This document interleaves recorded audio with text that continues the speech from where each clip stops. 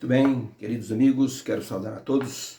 Uma feliz segunda-feira para todos. Vamos então ao estudo da lição número 1, a parte de segunda-feira, na parte do dia 28/3, onde nós estamos falando sobre a criação, o Gênesis. E o tema de hoje é falando sobre a criação. Obviamente que quando nós falamos sobre a criação, temos que lembrar do autor da criação, do Senhor nosso Deus. Quando o grande escultor Michelangelo ele estava fazendo a estátua de Moisés, quando ele terminou a estátua, ele olhou para a estátua, tinha o porte de um faraó. Ele olhou para a estátua e disse: excelente, muito bom, perfeito. Pegou o seu martelo e bateu no joelho da estátua bem devagar e olhando para ela, ele disse: parla. Ou seja, era tão perfeita que ele dizia: fala, fala. Tamanha era a perfeição da estátua de Moisés que Michelangelo havia esculpido. O nosso Deus, quando fez o mundo, também ele utilizou expressões como era bom, muito bom, de maneira que dava a impressão que ele estava satisfeito com aquilo que ele estava fazendo. E a pergunta número 2 diz assim: quando na criação se usou a expressão era bom ou muito bom, qual o seu significado e a conclusão que a criação nos dá? Vamos ler então o texto de Gênesis 1, verso 4, verso 10, verso 12, verso 18 a 21, diz assim: viu Deus que a luz era boa, e fez Deus separação entre a luz e as trevas, e chamou Deus a porção seca, a terra, é o ajuntamento das águas, ele chamou de mares, e viu Deus que era bom, e a terra produziu erva dando semente conforme a sua espécie, árvore frutífera, cuja semente ela está nela conforme a sua espécie, e viu Deus que era bom. E para governar o dia e a noite, e para fazer separação entre luz e as trevas, Deus criou então o sol e a lua, e viu Deus que era bom. E Deus criou também as grandes baleias e todo o réptil que se arrasta sobre a terra, e fez também todos os seres das águas abundantemente, para que produzissem conforme a sua espécie, e toda a ave dos céus conforme a sua espécie, viu Deus que era bom. E fez Deus as feras do campo conforme a sua espécie, e o gado conforme a sua espécie, e todo o réptil da terra conforme a sua espécie, viu Deus que era bom. E viu Deus tudo quanto tinha feito, e eis que era muito bom. E foi a tarde e a manhã o dia sexto. Gênesis 2, de 1 a 3 diz assim: assim os céus e a terra e todo o seu exército foram acabados. E havendo Deus acabado no dia sétimo a obra que fizera, descansou no sétimo dia de toda a obra que fizera. E abençoou Deus o dia sétimo e o santificou, porque nele descansou de toda a sua obra que fizera neste mundo. Então, para a pergunta, qual o significado da expressão era bom ou era muito bom, e que conclusão tiramos com o final da criação? Resposta: a expressão indica perfeição na criação e satisfação na avaliação do Criador. O descanso do sábado indica que a criação ocorreu em uma semana literal. Existem muitas teorias dizendo que o mundo foi criado em 7 períodos assim muito longos, tipo assim, milhões de anos. Entre uma fase e outra ocorreram milhões de anos. Mas o sábado, o descanso sabático, no final da semana, indica que a semana da criação foi uma semana literal, uma semana real de 7 dias. Por isso, então, o dia sexto e o sétimo dia, Deus, então, descansou, uma prova muito grande de que o mundo não foi criado em eras geológicas extensas, como pregam alguns historiadores ou alguns cientistas. Tudo que Deus fez teve sua avaliação e sua aprovação, e indicava o resultado positivo daquilo que ele criara com perfeição.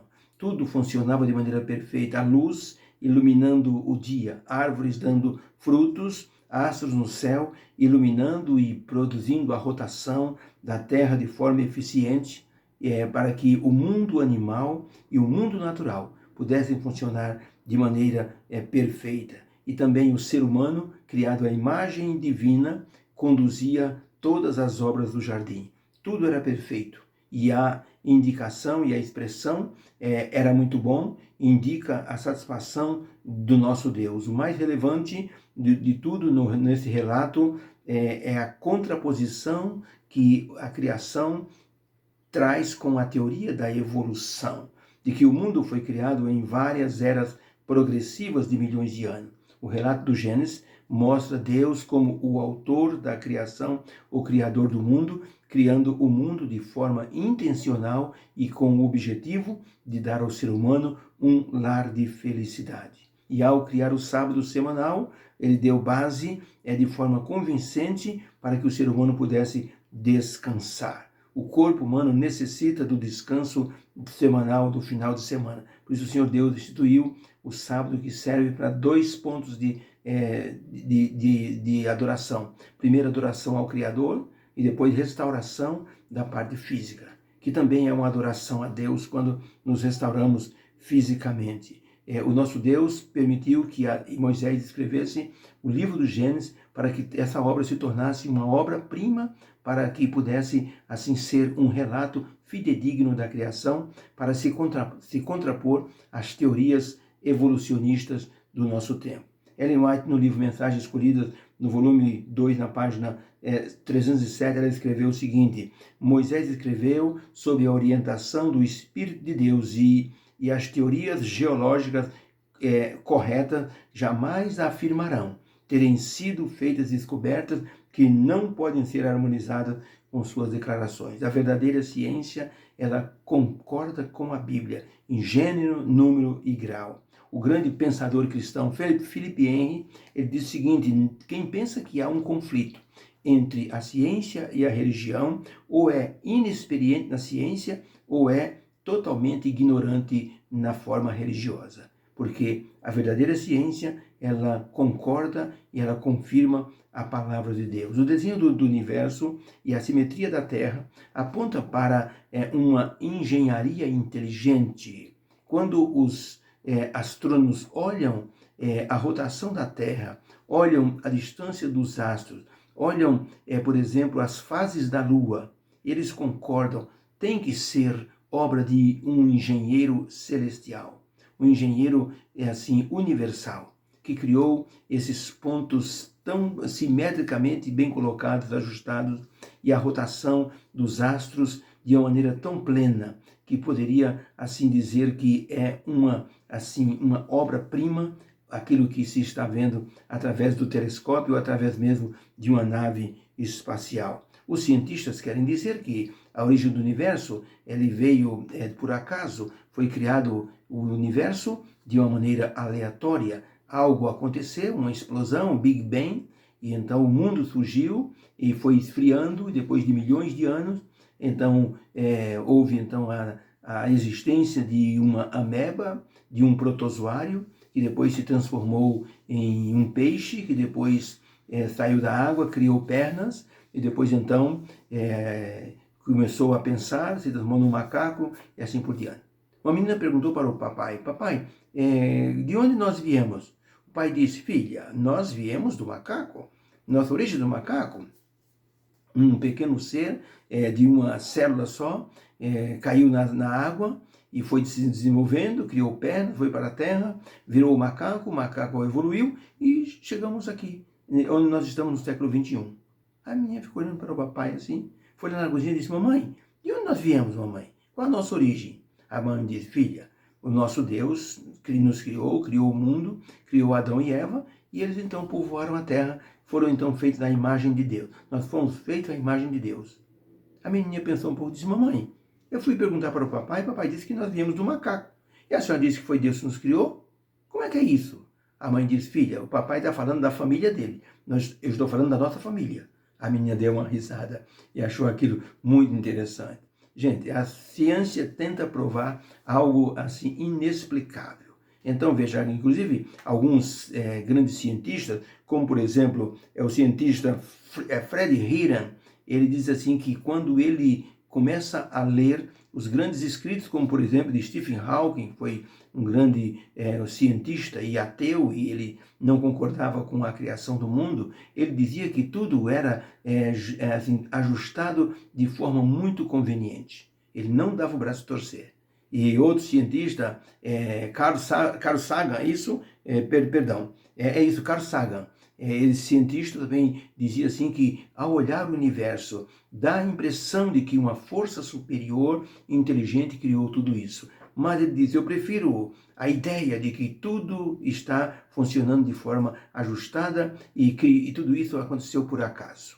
Mas ele não dá confirmação desse acaso, apenas é uma sugestão que ele faz desse cientista. De maneira que crer na criação é muito mais inteligente do que crer numa evolução teórica que não tem base e de sustentação e nem provas convincentes. Por isso, Jesus Cristo se tornou, assim, o grande Criador, junto com o Pai, como diz o apóstolo João, ao escrever, no princípio era o Verbo, e o Verbo estava com Deus. E o Verbo era Deus. E o Verbo criou todas as coisas. Então, Jesus Cristo, o Filho, o Pai e o Espírito Santo foram os criadores da nossa terra. Quando o relato bíblico usou a expressão era bom e era muito bom, isso encerrou, assim, cada evento com perfeição e grandiosidade. No primeiro dia, Deus disse, é muito bom, ou é bom, ou foi bom, está bom. Então, isso finalizava um evento. Ou seja, a avaliação daquele evento dizia, esta obra ficou perfeita. E não podia ser diferente, vindo das mãos de um Deus criador perfeito, o arquiteto do universo, o próprio Deus. Então, falando da criação, podemos dizer que Deus não erra. E o que ele fez de maneira perfeita, de maneira simétrica e de maneira bem ajustada para que tudo funcionasse de maneira assim plena e se confirmasse a sua poderosa mão na forma da criação. Deus nos abençoe. Possamos crer cada vez mais nesse Deus grandioso que nos criou e cuida de todos nós com um cuidado de um Pai. Vamos orar. Obrigado, Senhor, por Tua palavra, mostrando que o Senhor é o grande Criador e se preocupa conosco. Obrigado que o Senhor nos fez perfeitos. Embora o pecado tenha nos distorcido a imagem que o Senhor criou, o Senhor ainda mantém caracteres em nós que mostram que o Senhor é o grande Criador. Nos abençoe nessa segunda-feira e a Tua bênção aos meus queridos irmãos, em nome de Jesus. Amém. Fica com Deus. Um beijo no seu coração. Tenha uma segunda-feira feliz. Não é fácil segunda-feira, né? A gente se levanta com muito sono e enfrentar a semana toda, pessoal, pelo poder de Deus. Mas Ele vai nos dar força. Fica com Deus.